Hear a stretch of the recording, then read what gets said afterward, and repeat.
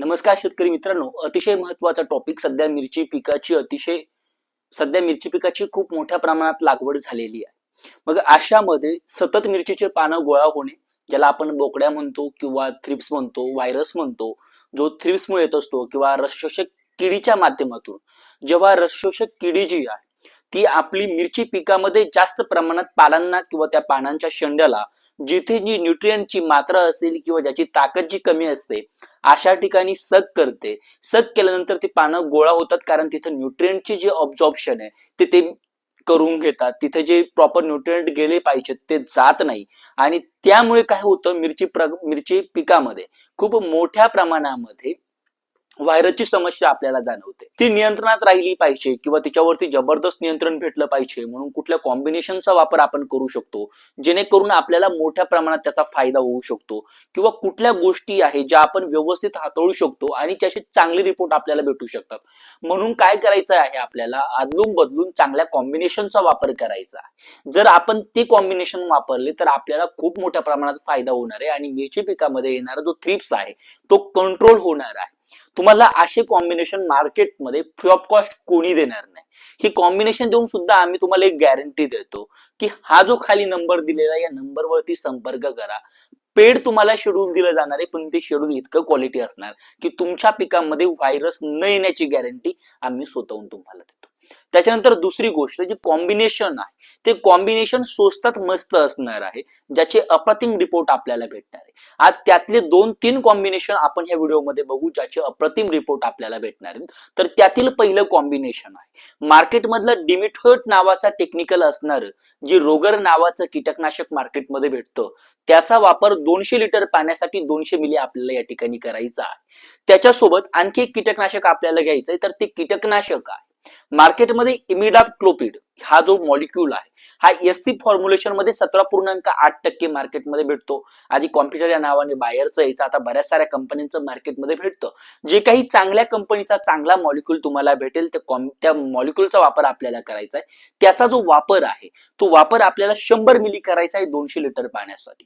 सोबतच आपल्याला ऍसिपेट म्हणजेच ऍसिपेट नावाचा जो मॉलिक्यूल येतो आसाडाप या कीटकनाशकामध्ये, जो 75% एसपी फॉर्म्युलेशन मध्ये आपल्याला भेटतो, त्याचा सुद्धा वापर इथं आपल्याला करायचा आहे. त्याचा वापर करताना आपल्याला इथं 200 ग्रॅम घ्यायचंय.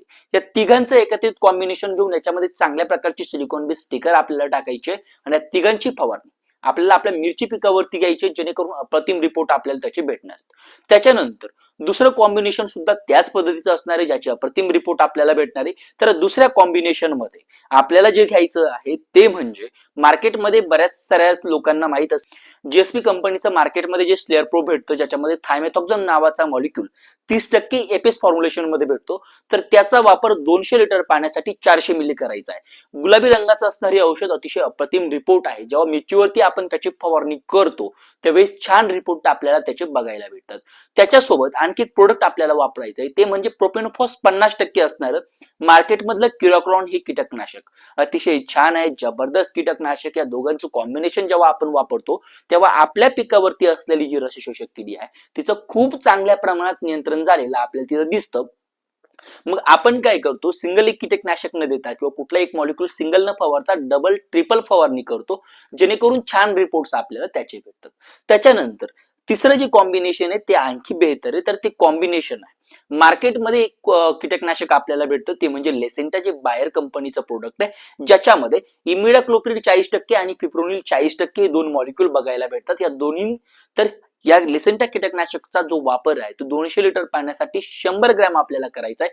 छान रिपोर्ट या प्रोडक्टचे आहे. ड्युअल कॉम्बिनेशन थोडं कॉस्टली असल्यामुळे अतिशय जबरदस्त रिपोर्ट या प्रोडक्टचे आपल्याला भेटतात. आणि त्याच्यासोबत आपल्या सगळ्यांना माहित असणारं मार्केटमध्ये जे कराटे नावाचं कीटकनाशक भेटतं, ज्याच्यामध्ये लॅम्बडा सॅलोथिन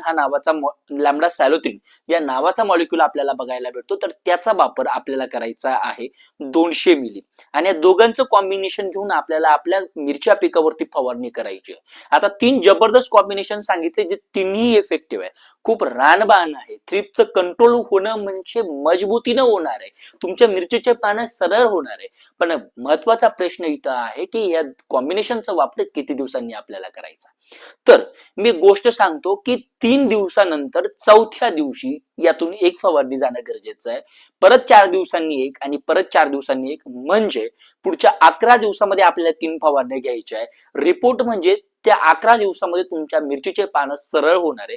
दुसरी गोष्ट, त्यावेळेस तुमच्या मिरची पिकावरती व्हायरस नसणार आहे. तिसरी गोष्ट, मिरचीचं कुठलंही पान यानंतर गोळा होणार नाही.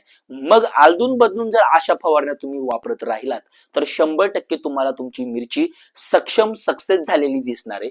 जर 11 दिवसाचं नियोजन आम्ही अशा पद्धतीने देतोय तर पुढचंही नियोजन तुम्हाला शेअर करत राहू. या पद्धतीने जर आपण गेला तर सक्सेस मजबूतीने भेटणार आहेत. व्हायरस रेजिस्टन्स पिकं काढणं गरजेचे आहेत.